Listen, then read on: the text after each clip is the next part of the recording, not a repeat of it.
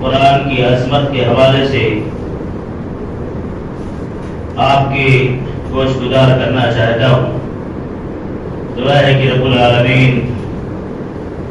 ہمیں قرآن کی عظمت کو سمجھنے، اس کی حقانیت، اس کی صداقت، اس کی رحمت و برکت کو سمجھنے اور اپنی زندگیوں میں اس عظیم کتاب کی عظیم عظمتوں سے فیضیاب ہونے کی توفیق عطا فرمائے۔ حضرات، ہر انسان کی خواہش ہوتی ہے، تمنا اور طلب ہوتی ہے کہ اس کی زندگی میں برکت ہو، اس کی عمر میں برکت ہو، اس کی صحت میں برکت ہو، اس کی روزی اور کاروبار میں برکت ہو، اسے گھر اور اس کی اولاد میں برکت ہو، اور اس کے لیے انسان تدبیریں بھی کرتا ہے۔ رزق میں برکت کے لیے محنتیں کرتا ہے، کبھی کبھار حلال حرام کی تمیز کھو دیتا ہے رزق میں وسعت کے لیے، صحت کے لیے۔ ہم دیکھیں تو ہمارے سماج اور معاشرے میں ایسی مثالیں نظر آئیں گی کہ کوئی دھاگے اور تعویذیں پہنے بھی نظر آئے گا، کوئی پلیتے اور اس طرح کی عجیب و غریب چیزیں جلاتا ہوا نظر آئے گا۔ اور ہم نے تو یہ بھی دیکھا ہے کہ الحدیث گھرانوں میں دروازوں پر گھروں کی حفاظت کے لیے، گھروں میں برکت کے لیے گھوڑے کے نال ٹھکی ہوئے نظر آئے ہیں، اور کہیں مٹی کے برتن لٹکے ہوئے نظر آتے ہیں، اور کہیں اس تدبیر کے لیے، رزق میں برکت کے لیے، صحت میں برکت کے لیے، آل اولاد میں برکت کے لیے لوگ درگاہوں کی چکر لگاتے ہوئے نظر آتے ہیں۔ یہ سارے اعمال مسلمانوں کو نظر آتے ہیں، لیکن برکتوں کا خزانہ اللہ تعالیٰ نے جو اتارا ہے قرآن عظیم کی شکل میں، مسلمانوں کو برکتوں کا یہ خزانہ نظر نہیں آتا۔ برکت کی کتاب ہی نہیں، یوں تو یہ کتاب ہدایت کی کتاب ہے، لیکن یہ قرآن عظیم برکت کی کتاب ہی نہیں، برکتوں کا خزانہ ہے میرے بھائیوں کو۔ یقین کے ساتھ اس کی تلاوت کر کے تو دیکھیں، اللہ تعالیٰ کا وعدہ ہے۔ سورہ نام کے اندر آیت نمبر 155 میں اللہ تعالیٰ فرماتا ہے وَهَذَا كِتَابٌ أَنزَلْنَاهُ مُبَارَكٌ، یہ وہ کتاب ہے جس کو ہم نے اتارا ہے، کسی اور کا کلام نہیں ہے، اللہ کا کلام ہے۔ اللہ کہتا ہے ہم نے اتارا ہے، اور اس کے اترنے کے مقاصد میں سے ایک مقصد یہ ہے کہ انسانیت کے لیے باعث برکت ہے۔ یہ پڑھو گے زندگی میں برکت ہوگی، پڑھو گے عمر میں برکت ہوگی، پڑھو گے صحت میں، اولاد میں، کاروبار میں، روزی میں برکت ہوگی۔ آج ہماری زندگیوں سے اگر برکتیں دور ہیں، اگر برکتیں روٹھی ہوئی ہیں، چاہے وہ صحت کی برکتیں ہوں، صحت کی برکتیں بھی آج میرے بھائی اور دوستو اٹھتی ہوئی نظر آ رہی ہیں۔ ارے ادھیڑ عمر کے لوگوں کو تو دیکھا جائے تو کچھ توانا نظر آتے ہیں، نوجوانوں کو تو دیکھو، ان کو دیکھ کر کے ترس آتا ہے کہ یہ نوجوان ہے، مسلم قوم کا نوجوان ہے، اپنے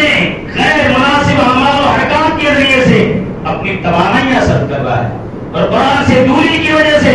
صحت زائل ہو رہی ہے۔ قرآن کی تلاوت نہیں تو سینے میں نور نہیں، قرآن کی تلاوت نہیں تو چہرے پر نور نہیں، قرآن کی تلاوت نہیں تو چہرے پر بشاشت نہیں، قرآن کی تلاوت نہیں تو چہرے پر روب نہیں۔ تعلیم، قرآن کی تلاوت کے ساتھ ساتھ قرآن کے احکامات پر عمل، یہ کیا ہے میرے بھائی اور دوستو؟ یہ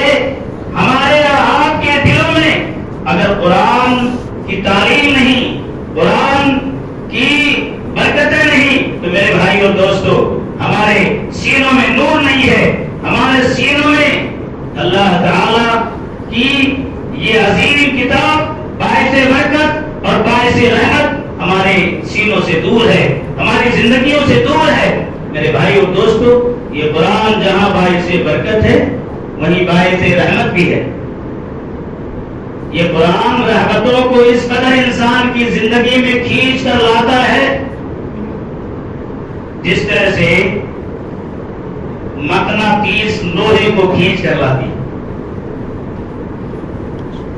یہ قرآن باعث برکت ہے اور باعث رحمت ہے۔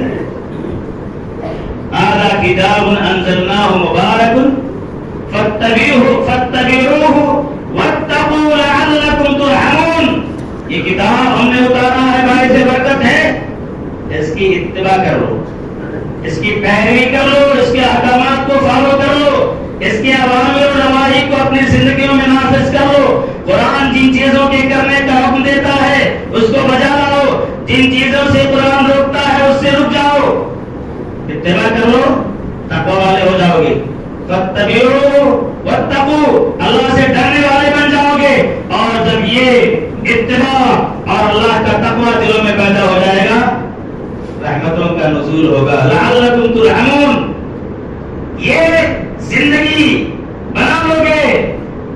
رحمتوں کا نزول ہوگا، برکتوں کا نزول ہوگا، اللہ کی رحمتیں تم پر نازل ہوں گی۔ دوسرے جگہ اللہ تعالیٰ فرماتا ہے فَإِذَا قُرِئَ الْقُرْآنُ فَاسْتَمِعُوا لَهُ وَأَنصِتُوا لَعَلَّكُمْ تُرْحَمُونَ۔ جب قرآن پڑھا جائے تو اسے غور سے سنو، فَاسْتَمِعُوا لَهُ وَأَنصِتُوا، اور خاموش رہو۔ قرآن سنو گے، غور سے سنو گے، خاموش رہو گے، لعلکم ترحمون، رحمتوں کا نزول ہوگا۔ اور ذرا یہاں نقطہ تو دیکھیے کہ قرآن سننے پر اللہ کی رحمتوں کا نزول ہوگا، فاستمعوا له، قرآن سننے پر اللہ کی رحمتوں کی برکھا برسے گی، اور جب سننے پر اللہ کی رحمتوں کی برکھا برسے گی تو پڑھنے والوں پر اللہ کی رحمتوں کا نزول کس قدر ہوگا، غور کیا جا سکتا ہے، سوچا جا سکتا ہے۔ اللہ کے نبی صلی اللہ علیہ وسلم فرماتے ہیں، صحیح مسلم کی روایت ہے، ابو ہریرہ رضی اللہ تعالیٰ عنہ سے، مجتمع قوم فی بیت من بیوت اللہ، جہاں بھی کہیں اللہ کے گھروں میں لوگ جمع ہوں یا ایسی جگہ جہاں وہ قرآن کی تلاوت کریں وہاں جمع ہوں، یتلون کتاب اللہ، اللہ کی کتاب کی تلاوت کریں، اللہ کی عظیم کتاب کو پڑھیں، وَيَتَدَارَسُونَهُ بَيْنَهُمْ، آپس میں ایک دوسرے سے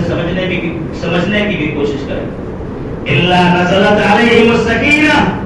سکون کا نزول ہوگا۔ میرے بھائی اور دوستو، سکون آج انسان کی زندگیوں سے غائب ہے،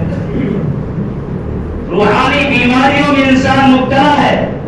طرح طرح سے قلق اور اضطراب میں مبتلا ہے، بے چینی میں مبتلا ہے، ہر چیز ہے لیکن سکون نہیں ہے، لگژری زندگی ہے لیکن سکون نہیں ہے، لگژری رہائش ہے لیکن سکون نہیں ہے۔ کیوں؟ مجتمع قوم فی بیت من بیوت اللہ یتلون کتاب اللہ ویتدارسونہ بینہم الا نزلت علیہم السکینہ، سکون کا نزول ہوگا کب؟ جب گھروں میں قرآن کی تلاوت ہوگی، گھروں میں قرآن کا پڑھنا ہوگا، سکون کا نزول ہوگا، انسان سکون کی زندگی گزارے گا، انسان سکون کی نیند سوئے گا، انسان سکون کے ساتھ اپنے اوقات گزارے گا۔ کب؟ جب انسان قرآن کی تلاوت کرے گا، قرآن کی تلاوت کو صبح و شام اپنا معمول بنائے گا، ذکر و اذکار کو اپنا معمول بنائے گا، صبح و شام اور دیگر مسنون اوقات کے مسنون دعاؤں کا معمول بنائے گا، زندگی میں سکون کا نزول ہوگا۔ اللہ تعالیٰ فرماتا ہے الا بذکر اللہ تطمئن القلوب، وہ لوگوں سنو، وہ لوگوں غور کرو، الا بذکر اللہ تطمئن القلوب، دلوں کو سکون ملتا ہے اللہ کے ذکر سے، اور قرآن بھی اللہ کا ذکر ہے۔ انا نحن نزلنا الذکر وانا له لحافظون، ذکر یعنی قرآن کو ہم نے اتارا ہے اور ہم ہی تطمئن القلوب، اللہ کے ذکر سے دلوں کو سکون ملتا ہے، قرآن کی تلاوت سے سکون، دلوں کو اطمینان اور سکون ملتا ہے۔ یتلون کتاب اللہ ویتدارسونہ بینہم الا نزلت علیہم السکینہ، سکون کا نزول ہوتا ہے قرآن کی تلاوت سے۔ وغشیت علیہم الرحمہ، اور ایسے لوگوں کو اللہ کی رحمت ڈھانپ لیتی ہے، اللہ کی رحمت ایسے لوگوں کو ڈھانپ لیتی ہے جو قرآن کی تلاوت کرتے ہیں، قرآن کی تلاوت کو اپنا معمول بناتے ہیں۔ اور یہی نہیں، سکون کا نزول ہوتا ہے، اللہ کی رحمت انہیں ڈھانپ لیتی ہے۔ وحفتہم الملائکہ، تیسرا صلہ کیا ملتا ہے؟ فرشتے ان کو اپنے پروں سے ڈھانپ لیتے ہیں۔ جہاں قرآن کی تلاوت ہو، فرشتے جیسے اللہ کے برگزیدہ مخلوق، اللہ کے فرما بردار مخلوق، فرشتے ایسے لوگوں کو اپنے پروں کے سائے میں کر لیتے ہیں۔ تیسری بشارت اور چوتھی بشارت جو کتنی عظیم ہے، وَذَكَرَهُمُ اللَّهُ فِي مَنْ عِنْدَهُ، ہمارا ذکر کوئی بڑا شخص کرے یا بڑے شخص کے پاس ہمارا کوئی ذکر کرے اور ہم بعد میں سنیں تو ہمیں کس قدر فخر ہوتا ہے کہ ہماری تعریف تو فلاں بڑا آدمی کر رہا تھا۔ قرآن پڑھنے والوں کے لیے بشارت ہے، وَذَكَرَهُمُ اللَّهُ فِي مَنْ عِنْدَهُ، اللہ تعالی فرشتوں کے درمیان ان کا ذکر فرماتا ہے جو قرآن کی تلاوت کرتے ہیں۔ وَذَكَرَهُمُ اللَّهُ فِي مَنْ عِنْدَهُمْ، اللہ تعالیٰ اپنے فرشتوں سے کہتا ہے، میرے فرشتوں دیکھو، تم تو بندگی کے لیے پیدا ہی کیے گئے ہو، تم تو اللہ کی فرما برداری کے لیے دنیا میں اتارے ہی گئے ہو، برپا ہی کیے گئے ہو۔ تم اگر میری فرما برداری کرتے ہو تو کیا خوبی ہے، میرے فلاں فلاں بندے دیکھو اپنی مصروفیات ترک کر کے، دیکھو اپنی مشغولیات ترک کر کے، دیکھو اپنی خواہشات ترک کر کے چھوڑ کر کے میرے قرآن کی تلاوت میں لگے ہوئے ہیں، میرے قرآن کو پڑھنے اور پڑھانے، سمجھنے اور سمجھانے میں لگے ہوئے ہیں۔ اللہ تعالیٰ قرآن پڑھنے والوں کا ذکر ملائے اعلیٰ پر اپنے پاس موجود فرشتوں کے درمیان ان کا ذکر کرتا ہے۔ کتنی بشارت اور کتنی عظمت کی بات ہے۔ صحیح مسلم میں اسید بن حضیر رضی اللہ تعالیٰ عنہ سے روایت ہے، صحابی رسول اسید بن حضیر رضی اللہ تعالیٰ عنہ قرآن پڑھنے پر اللہ تعالیٰ کی رحمتوں کا کس قدر نزول ہوتا ہے، اس کی مثالیں آپ دیکھیں۔ اسید بن حضیر رضی اللہ تعالیٰ عنہ رات میں قرآن کی تلاوت کر رہے ہیں۔ قرآن کی تلاوت کے درمیان پہلے زمانے میں گھر تنگ ہوا کرتے تھے اور عرب میں مویشی پالنے کا ماحول تھا، گھوڑے یا اونٹ وغیرہ رکھتے تھے، گھر تنگ تھا، اسی گھر میں خود بھی سوئے ہیں، بیٹا بھی سویا ہے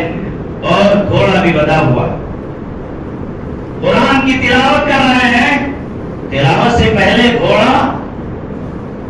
پرسکون تھا، قرآن کی تلاوت کر رہے ہیں، گھوڑا پھدک رہا ہے، گھوڑا اچھل کود کر رہا ہے، اور جس قدر تلاوت کا دورانیہ لمبا ہوتا جاتا ہے گھوڑے کے پھدکنے کی کیفیت میں اضافہ ہوتا جاتا ہے۔ پہلے تھوڑا پھدک رہا، پھر اچانک اور زیادہ کودنے لگ رہا ہے، اور زیادہ کودنے لگ رہا ہے۔ زیادہ کودتے ہوئے جب اسید بن حضیر رضی اللہ تعالیٰ عنہ نے اپنے گھوڑے کو دیکھا، تلاوت بند کر دی، چونکہ ایک عجیب و غریب ماجرا تھا کہ میرا گھوڑا کیوں پھدک رہا ہے، اور یہ بھی انہیں احساس ہو رہا ہے کہ ان کا بیٹا یحییٰ بغل میں سویا ہوا ہے، ابھی کہیں گھوڑا پھدکتے ہوئے رسی سے کھل جائے، ٹوٹ جائے تو میرے بیٹے یحییٰ کو کچل نہ دے۔ قرآن بند کر دیا، قرآن کی تلاوت بند کی، گھوڑے کا پھدکنا بھی بند ہو گیا۔ جب گھوڑے کا پھدکنا بند ہو گیا تو قرآن کی تلاوت کا تو ایک دھن سا سوال تھا، پھر قرآن کی تلاوت شروع کی، اور قرآن کی تلاوت پھر شروع کی، پھر وہی پہلی کیفیت، گھوڑے کا پھدکنا شروع ہوا، اور جو دورانیہ لمبا ہوتا جا رہا ہے گھوڑا تیزی سے پھدک رہا ہے پہلے کی طرح سے۔ پھر اسی خدشے اور اندیشے کے پیش نظر اسید بن حضیر رضی اللہ تعالیٰ عنہ نے تھوڑی دیر تلاوت کی، اور پھر تلاوت اسی خطرے کے نہ دے کہ میرے بیٹے کو کچل نہ دے، پھر بند کر دیا، اور پھر جب بند کیا تو گھوڑے کا پھر بھٹکنا بند ہو گیا، گھوڑے کا بھٹکنا پھر بند ہوا، پھر تلاوت شروع کی تیسری بار، اور جب تیسری بار گھوڑا اور زیادہ بھٹکنے لگا تو اب اسید بن حضیر رضی اللہ تعالیٰ عنہ مایوس ہو کر کے آپ نے کمپلیٹ تلاوت بند کر دی اور ارادہ کر لیا کہ اب تو یہ عجیب و غریب ماجرا ہو رہا ہے، اب کیا کروں؟ تلاوت بند کی، قرآن بند کیا، اور دل میں آیا کہ لاؤ باہر کی طرف جھانکیں اور دیکھیں۔ باہر کی طرف دیکھ رہے ہیں تو نظر آ رہا ہے فیضا مثل الظلتی، دیکھ رہے ہیں کہ ایک سائے کی مانند باہر کوئی چیز نظر آ رہی ہے، سایہ صاحبان کی مانند، اور مثل السروج، اس کے اندر چراغ روشن ہے، جس طرح سے ہمارے گھروں میں یہ جھومر وغیرہ ہوتے ہیں ڈیکوریشن کے لیے، وہ ایک صاحبان ہے، ایک سایہ ہے، ڈیکوریٹڈ ہے، اس میں چراغ جل رہے ہیں، اس میں خوبصورت خمخمے لگے ہوئے ہیں، اور باہر نکل کر کے جب دیکھ رہے ہیں تو وہ آسمان کی طرف آہستہ آہستہ اوپر ہوتا ہوا چلا جا رہا ہے، اور دیکھ رہے ہیں، کچھ لمحے کے بعد وہ نگاہوں سے غائب ہو گیا۔ عجیب و غریب منظر دیکھ کر کے اسید بن حضیر رضی اللہ تعالیٰ عنہ نے صبح اللہ کے نبی صلی اللہ علیہ وسلم سے یہ پوری کیفیت اور پوری تفصیل بتلائی، پہلے پڑھنا، گھوڑے کا بھٹکنا، پھر پڑھنا، پھر بھٹکنا، اور بند کر دینا، اور باہر جا کر کے دیکھنا۔ اللہ کے نبی صلی اللہ علیہ وسلم فرماتے ہیں اسید تلک السکینۃ نزلت من اجل القرآن، یہ سکون کا نزول تھا اللہ کی طرف سے، اس سکون کو جو تمہارے لیے سکون اللہ تعالیٰ نازل فرما رہا تھا اس کو مجسم کر دیا تھا۔ ایک تو سکون کا نزول ہوتا ہے، سکون انسان کی زندگی میں ہوتا ہے، وہ کوئی سکون دیکھنے کی چیز نہیں ہوتی ہے، لیکن اللہ تعالیٰ نے اس کو ویزیبل بنا دیا تھا، اس کو مرئی بنا دیا تھا، اس کو مجسم کر دیا تھا، وہ سکون کا نزول ہو رہا تھا من اجل قرآن، قرآن کی تلاوت کی وجہ سے۔ دوسری روایت میں یہ ہے کہ یہ سکون نازل کرنے کے لیے تلک الملائکۃ نزلت من اجل قرآن، یہ فرشتے تھے جو سکون کا ایک مجسم سکون کی تصویر لیے ہوئے نازل ہوئے تھے۔ اللہ کے نبی صلی اللہ علیہ وسلم نے فرمایا وَلَوْ قَرَأْتَ لَأَصْبَحَتْ يَرَاهُ النَّاسُ، یہ تو انسانی فطرت تھی کہ اسید بن حضیر رضی اللہ تعالیٰ ڈر رہے تھے، اور اسی صاحبان کو دیکھ کر کے گھوڑا بھٹک رہا تھا۔ جانور کیا جانے کہ سکون کیا ہوتا ہے، اللہ کی رحمت کیا ہوتی ہے، جانور تو ظاہر سی بات ہے جانور تھا، وہ اسی صاحبان کو دیکھ کر کے گھوڑا بھٹک رہا تھا۔ اللہ کے نبی صلی اللہ علیہ وسلم نے فرمایا ٹھیک ہے انسانی فطرت تم خدشے سے تم نے بند کر دیا تھا، لیکن اگر وہ لوگ کرا تھا پڑھتے رہتے صبح تک لَأَصْبَحَتْ يَرَاهُ النَّاسُ، تو صبح اس حال میں ہوتی کہ یہ صاحبان دوسرے لوگ بھی اپنی کھلی آنکھوں سے اور اپنی نگاہوں سے دیکھتے۔ میرے بھائی اور دوستوں، ہمارے یہاں اگر ہم قرآن کی تلاوت کرتے ہیں پھر بھی ہمیں سکون نہیں ملتا ہے۔ تراویح کی نماز میں 1 گھنٹہ پونا گھنٹہ قرآن کی تلاوت ہوتی ہے، اگر تھوڑی سی تلاوت لمبی ہو جائے تو ہماری بے قراری بڑھ جاتی ہے، گویا کہ قرآن کی تلاوت سے ہم بے قرار ہوتے ہیں، لیکن جن کے دلوں میں قرآن کی عظمت تھی، قرآن کا احترام تھا، اور قرآن میں جو قرآن کی تلاوت کے وعدے کیے گئے ہیں ان وعدوں پر یقین تھا، جب وہ قرآن پڑھتے تھے تو میرے بھائی اور دوستو ان کے یہاں اکتاہٹ نہیں ہوتی تھی، ان کے یہاں گھبراہٹ نہیں ہوتی تھی، وہ کئی پارے خود اللہ کے نبی صلی اللہ علیہ وسلم کی زندگی کو دیکھی۔ اللہ کے نبی صلی اللہ علیہ وسلم رات میں تہجد اور قیام اللیل کے لیے کھڑے ہوتے، اما عائشہ رضی اللہ تعالیٰ فرماتی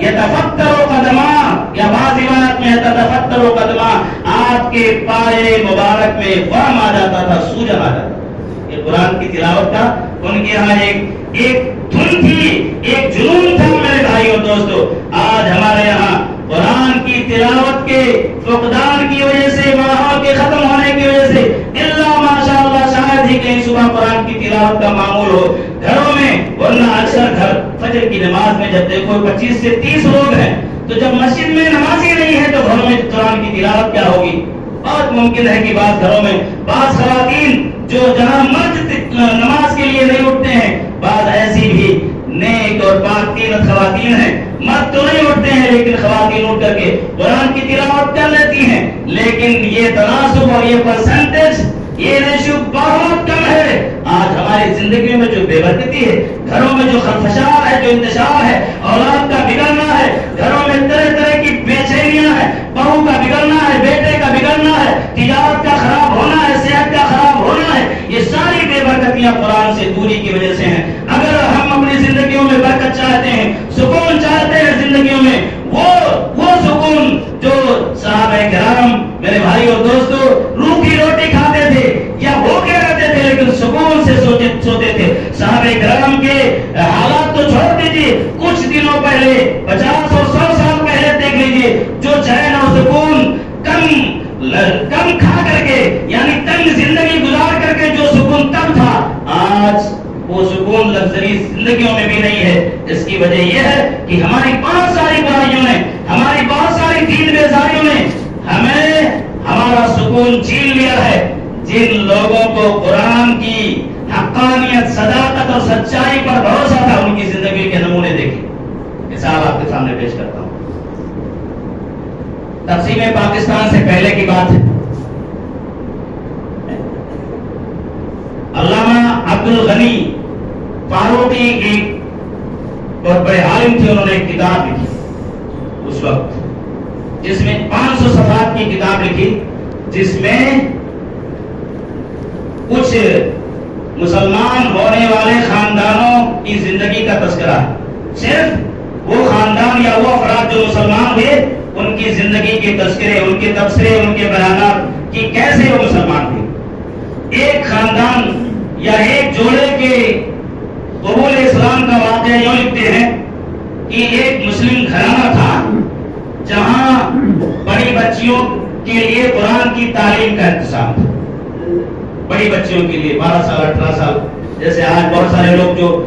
بچپن میں بچیاں تعلیم نہیں حاصل کر پاتی ہیں، قرآن ناظرہ نہیں سیکھ پاتی ہیں، تو کسی استاد کو رکھ کر کے یا کسی استاد کو رکھ کر کے قرآن کی تعلیم کا انتظام کرتے ہیں۔ وہ ایک مستانی جی اس مسلم گھرانے میں قرآن کی تعلیم کے لیے جایا کرتی تھی، قرآن ناظرہ پڑھایا کرتی تھی۔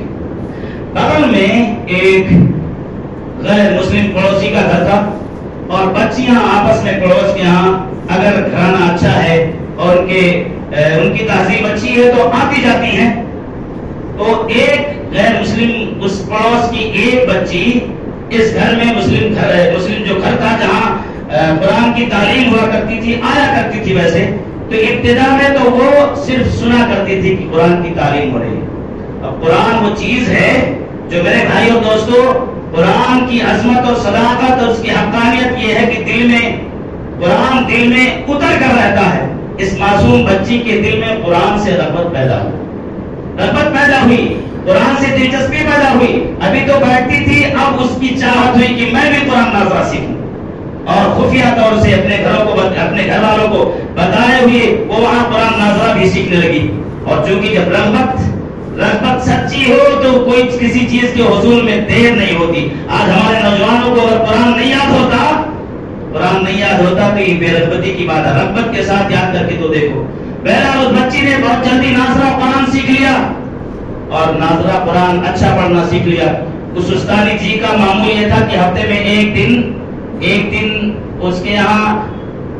اسلام کی تعلیم ہوا کرتی تھی۔ قرآن ناظرہ نہیں، اسلام کی بنیادی تعلیمات، اسلام کی اچھائیاں، اسلام کے محاسن، اللہ کے نبی صلی اللہ علیہ وسلم کے اخلاق، اور اس طرح سے اسلام کی بنیادی تعلیمات درس کے طور پر ایک دن وہ استانی جی پیش کیا کرتی تھی۔ آہستہ آہستہ اسلام کی بنیادی تعلیمات، اسلام کی حقانیت، اسلام کی سچائی اور صداقت، اسلام کی جو پیاری تعلیمات ہے، پڑوسیوں کے ساتھ حقوق ہے، والدین کے ساتھ حقوق ہے، دوستوں کے ساتھ حقوق ہے، دشمنوں کے ساتھ حقوق ہے، اس طرح کی بنیادی تعلیمات اسلام کی اس کے دل میں گھر کر گئی۔ اب اسلام اس کے دل میں بس چکا تھا۔ قرآن ناظرہ پڑھنے کے ساتھ ساتھ اسلام بھی اس کے دل میں بس چکا تھا، گھر کر چکا تھا۔ بس بات اتنی تھی کہ زبان سے بھرا اس نے اظہار نہیں کیا تھا۔ اتفاق سے وقت کے گزرنے کے ساتھ ساتھ وہ بڑی ہوئی، اس کے گھر والوں نے اس کی شادی کا بھی انتظام کر دیا۔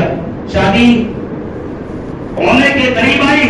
تو اس بچی نے اپنی استانی جی سے کہا کہ ابھی تک میں آپ کی مجلس میں آ کر کے اس قرآن سے، اس دین سے فیضیاب ہوا کرتی تھی، اب تو آپ کی مجلس چھوٹ رہی ہے، اب مجھے میرے لیے کوئی تدبیر بتلائیے۔ استانی جی نے قرآن کا ایک ایک نسخہ لا کر کے ترجمے کے ساتھ صحیح تفسیر کے ساتھ اس بچی کو دیا اور کہا جو چیز آپ کو ہماری مجلس میں ملا کرتی تھی وہ جوں کی تو نہیں، لیکن بہت حد تک تمہاری تشنگی اور پیاس اس قرآن کے ذریعے سے بجھ جائے گی، یہ لے کر کے جاؤ۔ وہ چلی گئی، اپنے مائکے چلی گئی، چھپ چھپ کر کے کبھی کبھار موقع ملتا تو قرآن کی تلاوت کیا کرتی تھی۔ اتفاق سے اللہ تعالیٰ کو کچھ کرنا تھا، ابھی نئی شادی ہوئی تھی، شوہر بیمار ہو گیا اور امیر گھرانے سے تعلق رکھتا تھا، بڑا علاج کیا، بڑی کوشش کی، بڑی تدبیر لگائی، بڑے پیسے خرچ کیے، شفا نہیں مل رہی ہے، بیماری سے نجات نہیں مل رہی ہے، ساری کوششیں رائیگاں ہو گئی اور پریشان ہو گیا انسان ناامید اور مایوسی کی حد تک پہنچ گیا۔ پھر اللہ تعالیٰ نے اس بچی کے دل میں قرآن کی صداقت اور سچائی اور قرآن کے شفا ہونے کے سلسلے میں جو استادی جی سے اس نے تعلیم سیکھی تھی، اس نے درس لیا تھا، قرآن میں اللہ تعالیٰ فرماتا ہے وَنُنَزِّلُ مِنَ الْقُرْآنِ مَا هُوَ شِفَاءٌ وَرَحْمَةٌ لِّلْمُؤْمِنِينَ۔ قرآن کے بعد حصے کو ہم نازل کرتے ہیں جس میں مومنوں کے لیے شفا ہے، رحمت بھی ہے، شفا ہے، رحمت بھی ہے۔ اس بچی نے استادی جی سے یہ بھی سیکھا تھا، ہماری بچیوں کو تو پتہ ہی نہیں ہوتا، ہمارے بچوں کو تو پتہ ہی نہیں ہوتا دین کی تعلیمات کیا ہے، بیماری کے لیے شفا کیا، اسلامی نسخہ کیا ہے، نبوی نسخہ کیا ہے۔ اس بچی نے صحیح مسلم کے حوالے سے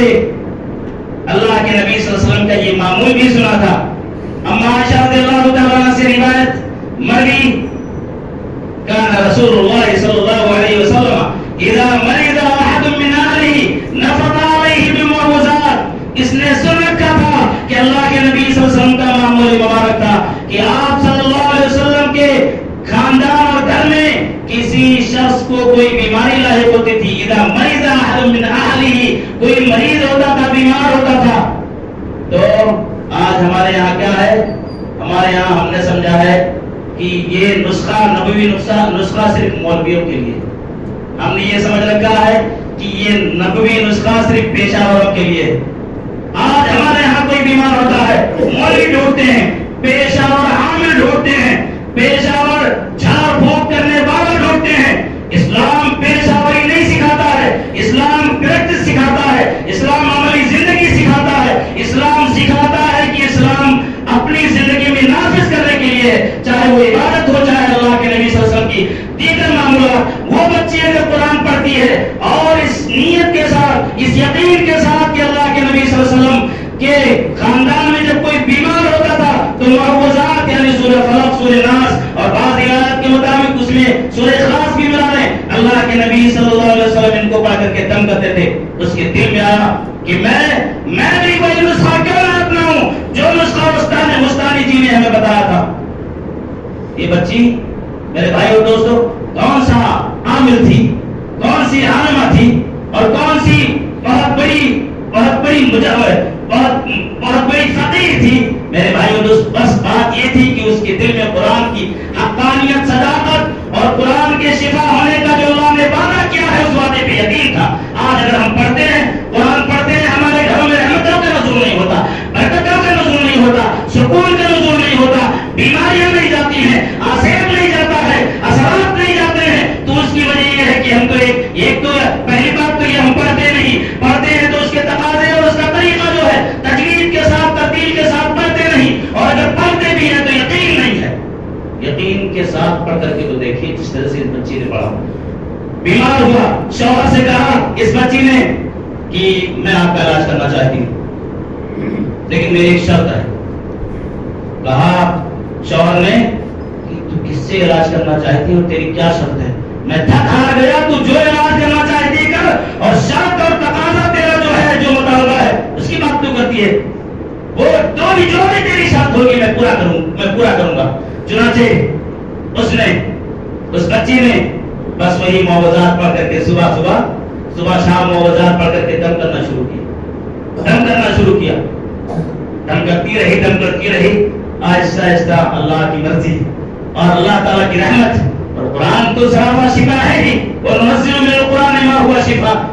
اللہ تعالیٰ نے آہستہ آہستہ اس کی بیماری دور کر دی اور وہ شفایاب ہو گیا. شفایاب ہونے کے بعد اس کا یہ شوہر ابھی تو غیر مسلم ہی تھا، حیران رہ گیا. اس سے پوچھا کہ یہ بتا تو کیا کر رہی تھی شفا کے لیے، بیماری کے ازالے کے لیے کیا کر رہی تھی تو، اور تیری شرط کیا ہے، تیرا مطالبہ کیا ہے؟ کہا میری شرط سن لیجیے، اچھی طرح سے سن لیجیے، پہلے اقرار کیجیے، میری شرط پوری کریں گے تب میں بتاؤں گی. اس نے کہا پگلی ماں تو کیا مانگنا چاہتی ہے کہ تیری شرط کیا ہے؟ اس نے کہا کہ میرے سرتاج، میں نے اپنے مائکے میں اپنے بغل کے مسلم پڑوسی سے کچھ دین کی باتیں سیکھی تھی اور قرآن کچھ مجھے پڑھنا آتا تھا.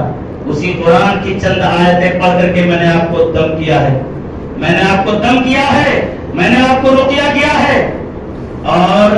یہ تو میرا علاج ہے. اور میری شرط یہ ہے کہ جس قرآن کے ذریعے سے آپ کا جسمانی علاج ہوا ہے، میں چاہتی ہوں کہ آپ کا روحانی علاج بھی اسی قرآن کے ذریعے سے ہو جائے، آپ کا روحانی علاج بھی اسی قرآن کے ذریعے سے ہو جائے. اشارہ تھا، ظاہر سی بات ہے کہ آپ روحانی طور سے شرک میں مبتلا ہیں، کفر میں مبتلا ہیں، دنیا کفر چھوڑ کر کے اسلام میں آ جاؤ. شوہر حیران رہ گیا، ششدر رہ گیا،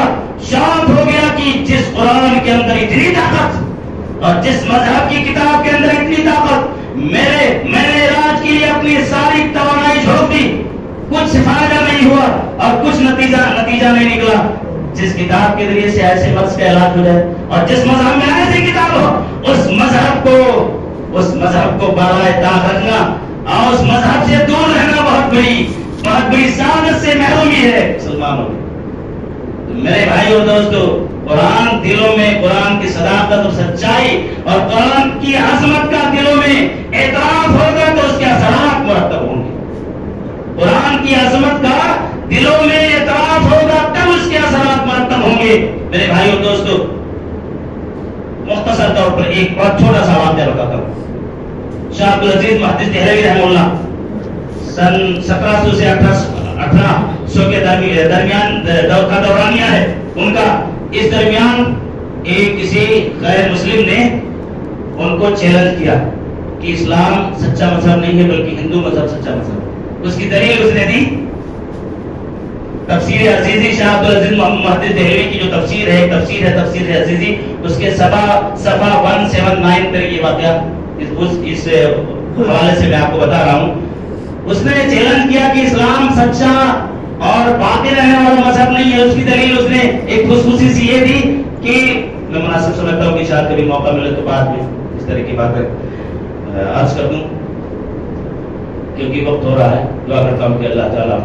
ہم سب کو قرآن جس طرح سے تو نے عطا کیا ہے، رب العالمین قرآن کی عظیم